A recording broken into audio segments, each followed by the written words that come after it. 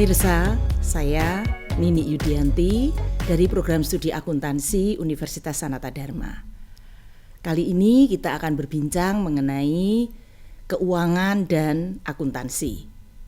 Ketika saya bertanya pada seseorang atau para pelaku usaha, khususnya usaha kecil, mengenai akuntansi atau keuangan, maka mereka pada umumnya akan mengatakan, "Wah, saya tidak terlalu paham. Saya merasa kesulitan untuk memahami akuntansi dan juga keuangan." Benarkah sesulit itu akuntansi dan keuangan? Jangan takut, mari pada kesempatan kali ini kita akan berbincang bersama seorang anak muda, Mas Setiadi, yang sekarang menjadi Chief Accountant di Neo Hotel di Malioboro. Bagaimana, Mas Set? Betul tidak itu anggapan mereka bahwa akuntansi itu begitu susah, begitu sulit untuk dipahami, sehingga mereka kesulitan juga di dalam menggunakan informasi akuntansi? Begini Bu, sebenarnya akuntansi itu untuk dipelajari itu gampang. Kalau memang dasar-dasarnya dari awal itu pasti kita kuasai, itu pasti selanjutnya akan lebih menguasai untuk laporan-laporan selanjutnya. Itu lebih gampang kalau kita awal-awal sudah menguasai dasar-dasar akuntansinya terlebih dahulu. Oke, tetapi kalau untuk misalnya ini para pelaku bisnis ya, misalnya khususnya karena kita Mas ada di hotel, maka mungkin juga bisa sedikit membantu khususnya untuk mereka para pengusaha, khususnya di bidang homestay atau mungkin hotel melati atau mungkin ya hostel begitu ya, yang ketika masa pandemi ini saya kira mereka cukup banyak yang juga terdampak ya, karena pariwisata di Jogja khususnya ini juga ikut terkena. Lah kira-kira apa yang harus mereka siapkan itu supaya mereka tidak merasa kesulitan? Untuk mereka-mereka yang hubungannya dengan hotel-hotel di bawah hotel bintang 3 seperti hotel kami kan di bintang 3. Di bawah itu misalnya homestay, kemudian bintang 1 atau bintang melati. Itu sebenarnya sebelum kita mencari revenue atau pendapatan untuk agar hotel tersebut itu bisa untung, sebenarnya ada beberapa langkah Ibu untuk. Apa saja misalnya? Misalnya sebelum kita menguasai hotel-hotel itu, menguasai akuntansi perhotelan itu, sebelumnya kita langkah selanjutnya itu kita harus melakukan bagaimana caranya memperhitungkan cost room. Jadi bagaimana itu? Apa itu yang dimaksud dengan cost room? Maksud? Ini untuk yang cost room itu adalah perhitungan untuk harga per kamarnya. Jadi harga per kamar ini harus ada perhitungan kosnya tersendiri. Nah, di situ kita harus nyari harganya berapa, perhitungannya berapa sebelum kamar itu dijual. Komponennya kira-kira apa saja yang harus diperhitungkan ya ketika kita akan menyewakan ya atau menjual kamar kepada tamu yang mungkin akan menginap di hotel atau di homestay itu. Komponen-komponennya apa saja, Mas? Untuk komponen-komponen untuk memperhitungkan cost room ya di sisi lain di situ ada misalnya electricity. Nah, itu dihitung berapa kWh per kamar. Kemudian di situ juga ada namanya amenities, Bu. Apa itu amenities? Amenities itu seperti yang di dalam kamar itu seperti ada sabun, pasta gigi, kemudian sikat gigi. Nah, itu juga diperhitungkan. Kemudian seperti halnya slipper atau sandal. Di situ juga diperhitungkan juga. Dan dalam satu kamar itu nanti ada namanya cost per room. Jadi di situ kita perhitungkan seperti itu. Kalau misalnya itu ada yang rumahnya sendiri lalu menggunakan sebagian kamarnya untuk disewakan begitu. Tapi mungkin juga ada orang yang menyewa rumah orang ya begitu, lalu kemudian akan digunakan sebagai hostel ataupun homestay. Lalu bagaimana ngitungnya? Kalau itu rumah sendiri begitu perhitungannya? Perhitungannya ya mungkin dari sisi electricity atau air aja, atau mungkin dari tambahan amenities yang seperti tadi ada pasta gigi atau sikat gigi, itu bisa diperhitungkan dari situ. Oke. Lalu juga mungkin ada memperhitungkan ini tidak semacam pemeliharaan ya, karena mungkin perlu juga, ada biaya pemeliharaan untuk kamar ya. Itu bisa ya. Oke. Tapi kan mungkin tidak mudah ya kalau harus menghitung satu-satu begitu. Ada cara yang lebih sederhana mungkin untuk menentukan ini kira-kira satu kamar itu kosnya berapa, selain tadi yang sudah disebutkan ya. Tetapi untuk kamarnya itu sendiri, listrik mungkin juga ada satu rumah begitu. Jadi bagaimana kira-kira? Apakah melihat perhitungan listrik 1 bulan kemudian dibebankan ke kamar atau bagaimana sebaiknya? Itu tergantung Ibu. Jadi kalau misalnya di hotel bintang 3 seperti saya itu tetap detailnya Ibu. Oh oke. Nah untuk yang hostel atau penginapan yang dari rumah terus diinapkan kembali itu mungkin diperhitungkan mengenai biaya listrik atau biaya air aja.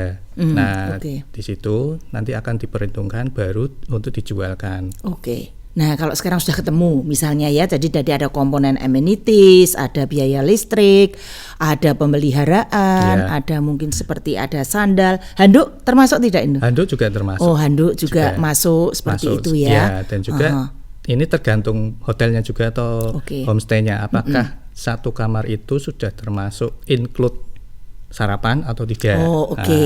Ya. Di situ juga sarapan atau breakfast namanya kalau biasa di hotel. Nah itu dihitungkan juga mengenai cost food sama beverage-nya juga sebelum dijual. Oke. Gitu. Tapi mungkin kalau di hostel atau di hotel-hotel kecil mungkin breakfastnya ya nasi goreng atau biasa soto gitu ya. Yang rata-rata harga 25.000-an atau gitu. Ya. Itu sudah termasuk mahal ya? Iya. Mahal loh. Kalau soto 25.000 di hostel begitu atau di homestay mungkin sudah termasuk mahal ya. Iya. Karena kalau kita beli sarapan pagi begitu kan kadang sotonya juga tidak setinggi itu harganya begitu ya. Betul, ya. Snack juga mungkin makanan-makanan tradisional itu ya diperhitungkan. Oke, kalau itu semua sudah ketemu ya Mas. Lalu bagaimana mau menentukan berapa harga kamarnya? Apakah kalau ada tenaga kerja misalnya itu ikut dibebankan ke harga cost room atau tidak? Ikut. Oh ikut juga ya? Ikut juga. Oke. Di situ jadi satu misalnya setelah kita perhitungkan cost roomnya itu dengan ditambahkan electricity atau listrik, kemudian air, kemudian pembayaran Wi-Fi ya sekarang mungkin ya bisa jadi dan juga atau ditambahkan juga untuk tenaga kerjanya misalnya satu cost room itu misalnya sudah terhitung 50.000 per cost room. Nah berarti kita harus menjual di atasnya 50.000 biar kita untung. Biasanya kan ditambah namanya pajak dan servis. Kalau di bintang 3 seperti saya itu namanya take and service itu ditambah 21%. Oh ya. Nah setelah itu baru kita jual. 21% itu dari harga jualnya atau dari harga cost room cost roomnya. Ya. Kemudian ditambah sarapan, kemudian ditambah pajak dan servis. Biasanya gitu. Nah, terus baru ditambahkan untuk keuntungan yang diharapkan. Iya keuntungan. Misalnya setelah semuanya cost room sama sarapan ditambah take and service itu jadi 100.000 atau apa. Nah, berarti kita harus menjualnya di atas itu. Oh, oke. Jadi terserah mereka mau menginginkan mendapatkan keuntungan berapa. Ada standar minimal cost roomnya berapa. Oke. Jadi setelah itu kita tahu cost roomnya, baru kita jual. Nah, keuntungannya itu selisih dari cost roomnya itu. Oke, jadi ini pengetahuan mengenai ini gunanya adalah supaya kalau kita menjual kamar paling tidak menderita rugi gitu ya. Menderita rugi. Oke, meskipun mungkin kalau keuntungan itu sangat relatif, mau besar kalau pas mungkin peak season gitu Iya, ya, betul. Atau mungkin pas weekend, mungkin bisa nah, mengenakan tarif lebih lebih tinggi. tinggi. Sedangkan kalau yang hari-hari biasa, ya paling tidak menjual 100.000 itu sudah daripada tidak dipakai, begitu ya. Karena kan Oke. misalnya hitungannya tadi cost roomnya 50.000, kalau kita jual 100.000 berarti kan kita masih untung 50.000 Oke. gitu. Ya. Oke, terima kasih banyak. Jadi itu salah satu cara ya Iya. untuk menentukan harga kamar per kamar itu berapa supaya paling tidak akan menderita rugi. Ya, yang kita sebut dengan cost room. Oke, tapi seringkali mereka juga ketika menetapkan tarif itu tampaknya lihat tetangga atau lihat hostel lain, lihat homestay lain gitu, karena mereka tidak tahu bagaimana cara menghitung. Bagaimana, Mas Set, kalau yang seperti itu sebaiknya bagaimana?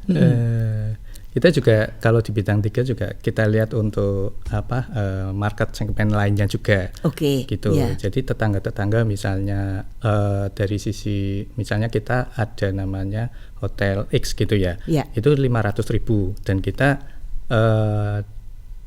ngacunya ke 400.000. Nah, itu tinggal kita mau menyerap revenue-nya atau pendapatannya itu by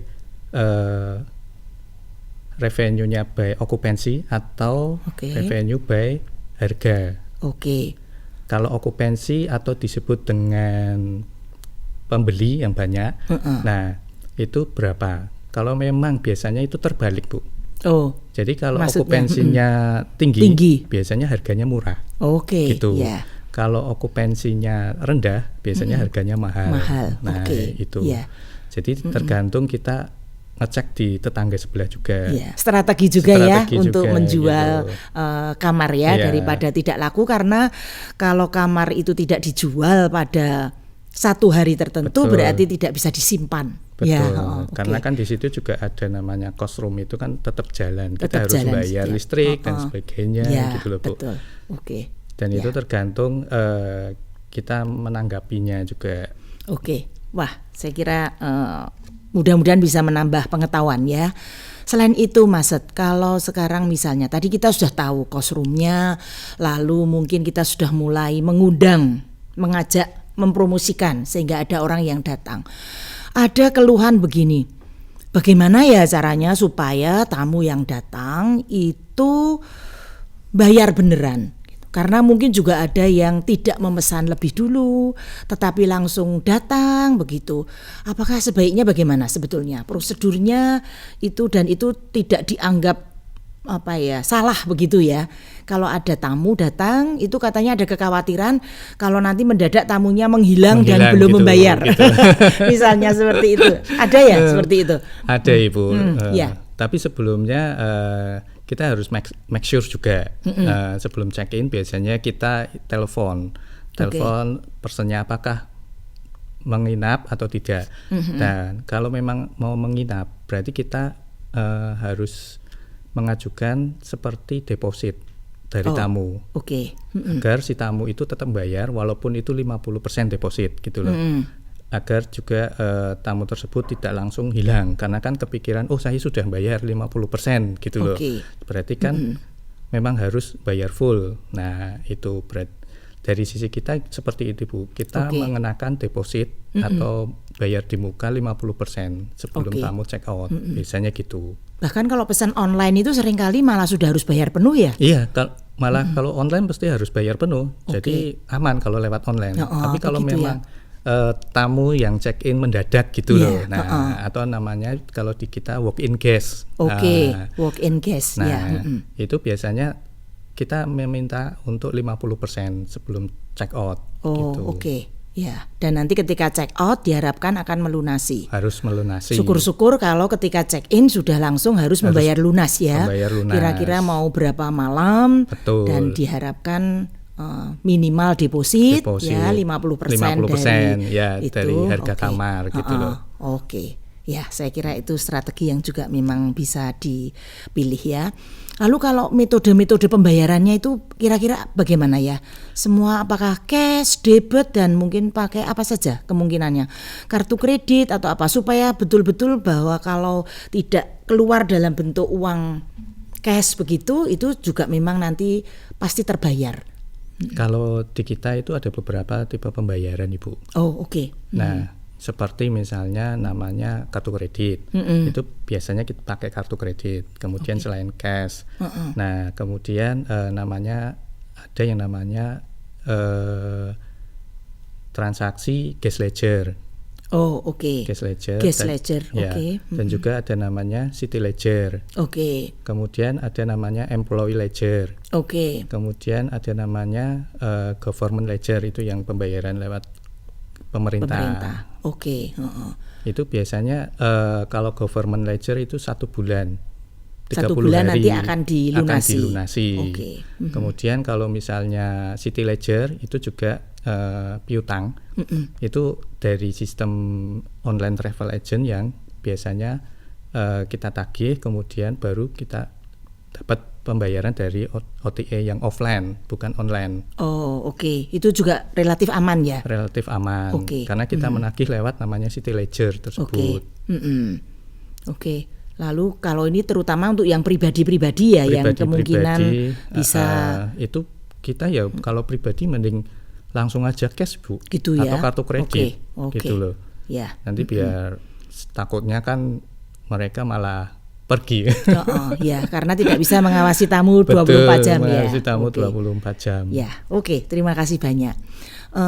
Selain itu juga ada keluhan seperti ini, karena mungkin untuk hostel atau homestay ya yang relatif kecil, dikelola sendiri, mungkin hanya ada 1-2 karyawan, sekali-sekali membantu gitu ya. Mereka juga punya kesulitan mungkin untuk membuat pencatatan, khususnya mungkin cash flow ya. Ada contoh nggak kira-kira, Maset, supaya tahu sebetulnya bisnisnya ini berjalan dengan baik atau tidak, lalu uangnya itu betul-betul masuk atau tidak ya, pengeluarannya supaya juga bisa dikontrol, jangan menduga banyak tamu tetapi ternyata nanti ketika mau belanja kok tidak ada uangnya, misalnya begitu. Nah, kira-kira bagaimana pelaporan yang diperlukan itu, kira-kira seperti apa? Kalau di kita itu juga cash flow kita butuhkan, Ibu, karena kan hubungannya dengan arus kas keluar masuk dana dari tamu, kemudian keluar untuk pembayaran supplier atau apa. Nah itu kita juga dibutuhkan. Nanti saya sampaikan format cash flow-nya seperti apa. Itu saya juga sudah punya. Nanti kalau memang Ibu berkenan, nanti saya share ke Ibu. Ya, terima kasih banyak. Lalu apa saja yang dicatat di cash flow itu? Di situ kira-kira ada pencatatan bank. Kemudian kalau punya bank ya, punya artinya. Bank. Nah, tapi biasanya sekarang juga sudah sangat umum ya. Paling tidak ini buka tabungan atau ya itu. Misalnya begitu ya. Dan juga banknya kalau bisa dipisah, Ibu. Oh begitu. Ya. Jadi yang dipisah apanya? Misalnya ada bank in, bank untuk pemasukan revenue atau pendapatan, kemudian bank out. Bank out itu untuk pengeluaran, seandainya untuk bayar gaji atau bayar apa. Nah di situ kita biasanya dipisah di situ. Jadi kita tahu mana yang masuk, berapa nominalnya, kemudian yang keluar itu berapa nominalnya. Jadi kalau nanti dari tamu dimasukkan ke bank in, begitu ya. Jadi ini khusus menampung penerimaan dari tamu gitu. Kemudian kalau nanti mau belanja, yang in ini dipindah dulu. Dipindah dulu ke bank out. Kemudian lalu itu baru dikeluarkan dan dipakai untuk belanja. Tujuannya apa? Kan repot itu kalau punya 2 begitu. Iya, Ibu. Tujuannya biar kita tahu untuk arus dananya, arus kasnya itu. Jadi kita tahu, ternyata untuk yang di bank out ini, untuk pembelian ini, jadi kita tahu di bank. Jadi tidak kecampur dengan bank in dan bank out. Gitu, Bu.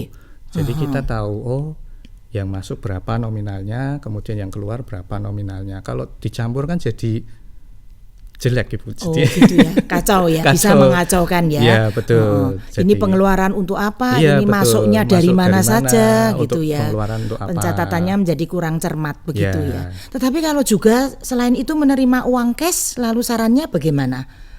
Apakah cashnya harus dimasukkan ke bank dulu sebaiknya, atau ada punya persediaan kas kecil sendiri atau bagaimana? Kalau kita juga ada namanya kas kecil, house bank namanya. Oke. Di beberapa departemen kayak misalnya di front office atau reception itu kita punya house bank. Oh, oke. Namanya house bank ya. House bank. Ya, di situ untuk transaksi misalnya ada pengembalian. Oh, di situ ya. Dan juga kemudian ada penempatan untuk seandainya dari tamu membayar cash. Nah, di situ kita masukkan ke dalam amplop, namanya amplop remittance, Ibu. Oh, oke. Maksudnya apa itu amplop remittance? Amplop remittance itu kalau kita mendapatkan pembayaran cash. Oke. Nah, pembayaran cash di situ nanti ditulis totalannya berapa. Misalnya 1 juta, 100.000-nya ada berapa lembar, kemudian 50.000-nya ada berapa lembar. Nah, di situ dituliskan di amplop remittance, kemudian dimasukkan ke Dropbox. Oke, nah, ke bank ya. Bukan bank, belum ke bank. Belum ke bank, masih ke Dropbox-nya. Dropbox. Nah, oke, ya. Nah, setelah itu baru dimasukkan ke bank. Oke. Sehari sekali itu harus masuk ke bank. Iya, kalau omsetnya besar ya. Iya, betul. Oke, ya. Tapi kalau memang mudah-mudahan nanti ya, siapa tahu dengan berkembangnya ini banyak tamu, nanti terlalu banyak uang cash juga saya kira tidak sehat ya. Sebenarnya uang cash banyak juga enggak masalah, Ibu. Kalau tapi tidak paling enggak ada dimasukkan ke brankas. Ke brankas gitu ya. Jadi harus disimpan dengan cukup rapi dan aman ya. Dan aman. Dan di situ langsung untuk hari berikutnya langsung dimasukkan ke bank in. Oke. Oh ya. Jadi tidak diperkenankan menyimpan uang cash lebih dari 1 hari. Oh, begitu. Nah, takutnya ada yang mata-matain atau Oke. Makin cepat itu dikirim ke bank, itu makin aman lah uang itu ya, sehingga nanti pengeluaran kita akan menggunakan uang pengeluaran yang tadi bank out tadi ya. Oke, ya. Mudah-mudahan bisa membantu ya ini ya untuk keamanan kas. Tetapi kalau misalnya masih sedikit dan ingin disimpan dulu tidak dimasukkan di bank, sebetulnya pencatatannya juga biasa ya. Hanya dari sisi keamanan mungkin lebih tidak bisa dijamin kalau uang kas itu tidak disimpan di brankas misalnya, tetapi hanya taruh di dompet atau di saku ya, itu lebih mudah hilang. Betul. Ya. Mudah-mudahan nanti setelah pandemi ini menjadi endemi ya, lalu akan semakin banyak orang yang akan hadir ke hostel-hostel ini. Itu. Betul. Oke, ya. Pak Maset ya, lagi. Saya kayaknya kok Pak Ketuaan ya. Nah, iya betul Ibu. Oke, Maset, kalau misalnya kita tadi sudah punya informasi yang terkait menentukan cost room, lalu sudah punya juga bagaimana supaya tidak menjadi kehilangan konsumen tanpa mendapatkan pendapatan ya. Lalu ada juga kontrol atau pengamanan yang terkait dengan uang kas gitu. Nah, sekarang kalau kita mau tahu sebetulnya bisnis saya ini menguntungkan atau tidak gitu ya. Kayaknya kita butuh laporan apa saja untuk tahu saya ini kayaknya kerja mati-matian tapi kok duitnya nggak ada begitu. Kira-kira laporan apa yang diperlukan atau yang dibutuhkan? Ya, selain tadi untuk laporan cash flow ya Ibu, mungkin laporan laba rugi. Oke.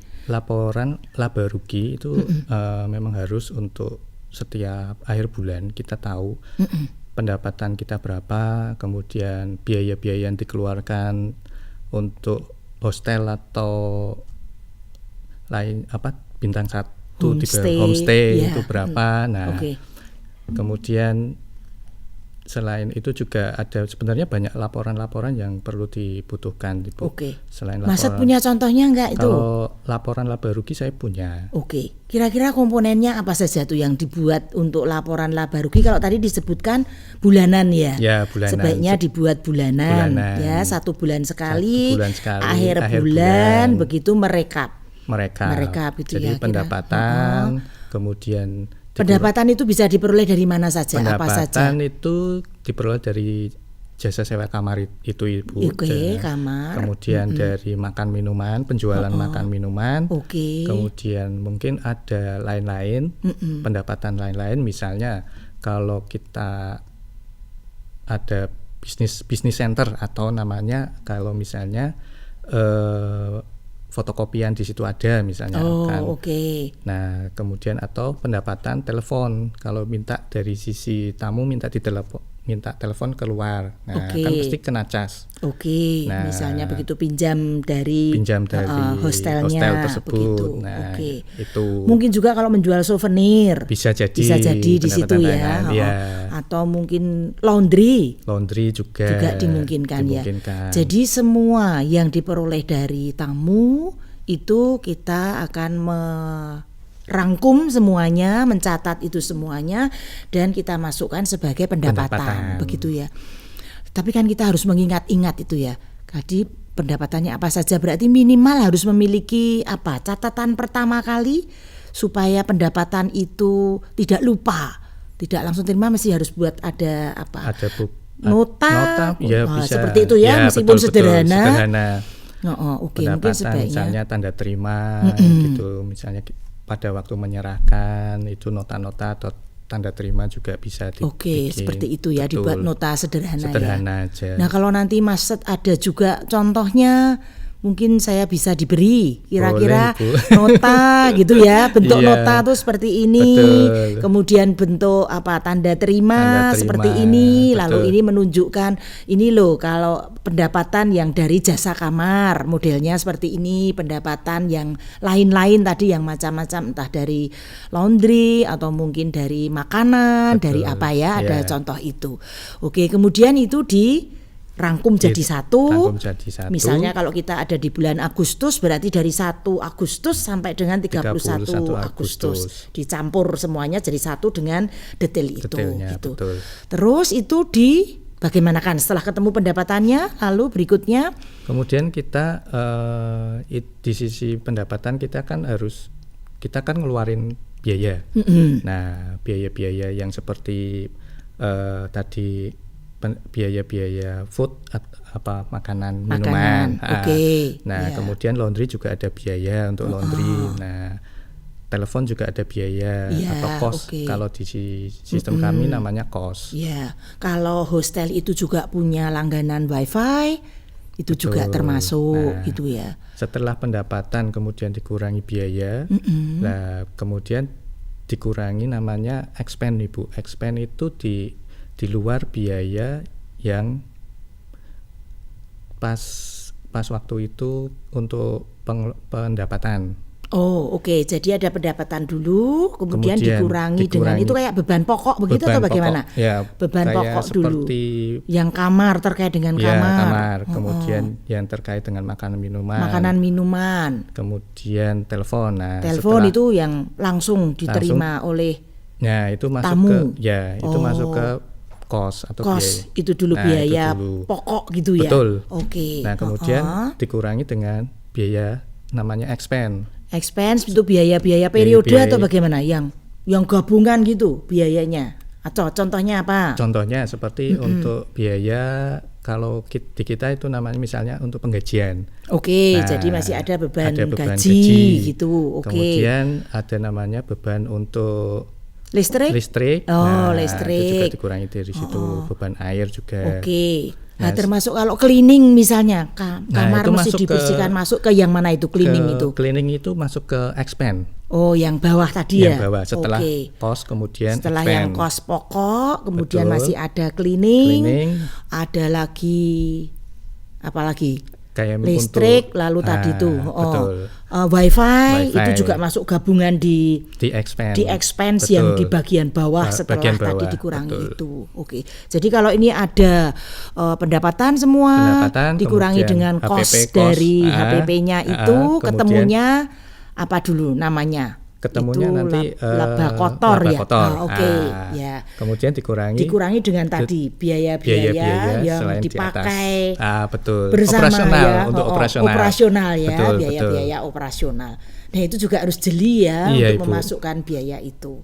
Oke, jadi dalam 1 bulan nanti itu bisa dihitung dan nanti ketemunya apa setelah dikurangi biaya-biaya nanti itu dikurangi setelah itu nanti akan ketemu laba atau rugi hotel dari tersebut. hotel itu betul. ya. Oh, ini belum pajak ya. Iya. Nanti masih dikurangi lagi dengan pajak. Oke, saya akan senang kalau nanti Maset memberikan formatnya ya, Iya, contohnya supaya mungkin bisa contohnya. dengan diberikan nama apa saja kemungkinan biaya-biayanya, sehingga mereka yang mungkin masih kesulitan untuk membuat yang namanya laporan laba rugi itu lalu setiap bulan bisa dengan mudah membuat pencatatan itu ya. Oke, selain itu masih ada lagi nggak?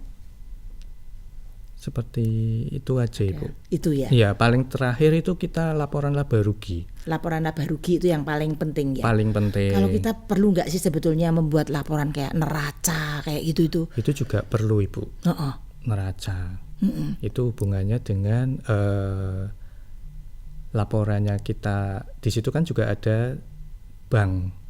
Di dalam neraca itu ada namanya bank sama hutang. Oke. Nah, mudah-mudahan hostelnya tidak banyak hutang ya. Iya. Tapi mungkin hutang kepada siapa biasanya? Kepada hutangnya kita kepada supplier untuk pembelian amenities tadi. Oh ya, mungkin kita ada ya. Iya. Ada hutang jangka pendek ya harusnya jangka ya. Pendek, betul. Oke, untuk pembelian amenities, untuk pembelian macam-macam begitu. Betul. Lalu berhutang dulu 2 minggu. 2 minggu atau minta berapa tempo begitu ya istilahnya. Oke. Tapi kalau piutang tadi itu ya bisa ya juga misalnya masuk di neraca yang juga, tadi ke government ledger sebagainya itu ya itu akan masuk juga ke neraca begitu ya dicatat di situ. Itu juga ada contohnya laporannya. Ada Ibu. Ada. Oke, mungkin bisa diberi contoh sehingga mempermudah juga untuk yang mau mencoba membuat pencatatan dengan lebih teliti gitu ya dan lebih cermat gitu ya. Jadi ada cash flow ada laporan laba rugi, kemudian neraca, ada juga neraca begitu ya. Oke, saya kira tadi sudah cukup banyak. Kira-kira apa lagi Maset yang bisa disampaikan kepada mereka yang ingin belajar membuat pencatatan secara tertib dan juga pencatatannya itu bermanfaat begitu ya. Untuk finalnya seperti itu aja Ibu. Terakhir ya. Itu untuk laporan laba rugi sama neraca yang paling itu penting. Oke. Dan nanti mestinya kalau misalnya ada yang tertarik dan mau minta secara khusus Maset untuk memberikan ayo praktek begitu siap ya. Saya bersedia untuk mengkoordinir gitu supaya nanti bisa diajarin gitu ya. Boleh, secara Ibu. lebih sistematis gitu tapi ya. Di luar jam kerja Ibu. Oh gitu ya. Oke, dengan senang hati. Tidak apa-apa, saya akan sangat senang dan nanti akan membantu siapa saja ya, khususnya yang ada di Jogja pada saat ini. Mungkin sebelum kita tutup bincang-bincang kita ini, saya ingin tanya sedikit lagi mungkin meskipun tidak secara langsung terkait dengan ini ya. Saya tahu bahwa Mas Setiadi ini saat ini menduduki posisi sebagai ketua untuk atau head dari Hotel Financial and Accounting Manager Association gitu. Ya, betul, untuk wilayah mana ini? Itu untuk wilayah Jateng DIY Ibu. Jateng DIY. Ya. Nah, tugasnya apa ini ketika ini masa pandemi seperti ini di mana hostel, homestay, hotel di Jogja dan sekitarnya mungkin ya dan di banyak tempat wisata ini sedang terpuruk katakanlah seperti itu. Kira-kira apa yang bisa dilakukan? Kita itu juga pernah kerjasama Ibu. Oke.